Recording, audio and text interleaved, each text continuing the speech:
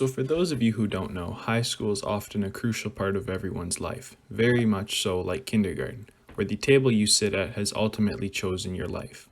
Only instead of counting to 5, you are counting the amount of times that you have masturbated this week. Now many young kids get excited about going to high school, but this is largely due to the fact that Netflix casts all their shows full of supermodels and Zac Efron. However, anyone who has had a high school experience knows this simply is not the case. While movies don't do a great job at portraying the accurate numbers of students, they do a pretty good job at identifying the types of people you will likely encounter. These include that one kid that you always see in the hallway, who, much like my parents' sense of disappointment in me, always seems to have been there and always will be.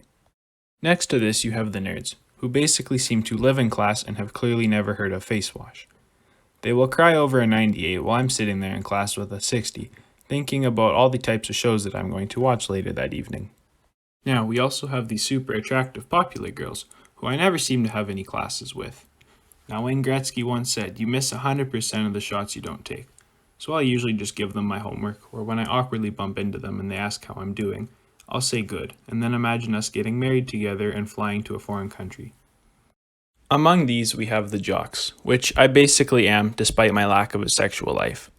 They brag about easily pulling 10 times more girls than me. However, joke's on them because I'll sabotage all my relationships before they get serious. So technically we're even, thanks to the zero product property. And finally, we have the very sketchy group of kids who seem to have reached a new level of stoned every time you see them. Just avoid them and you'll be fine. Unfortunately, however, the girl of your dreams will have a major crush on one of them. So at this point in time, pretty much just throw all your hopes and dreams out the window. A lot of high school depends on the classes you take and the teacher you have. For example, the hotter the teacher, the more I will engage. The hardest part of class is usually standing up to go ask the teacher a question. The reason for this, along with my slight social anxiety, is mainly the fact that I still cannot get rid of my massive boner. Most of my classes were chosen by my parents, who, much like YouTube Premium, will not take no for an answer, hence why I took all 3 sciences.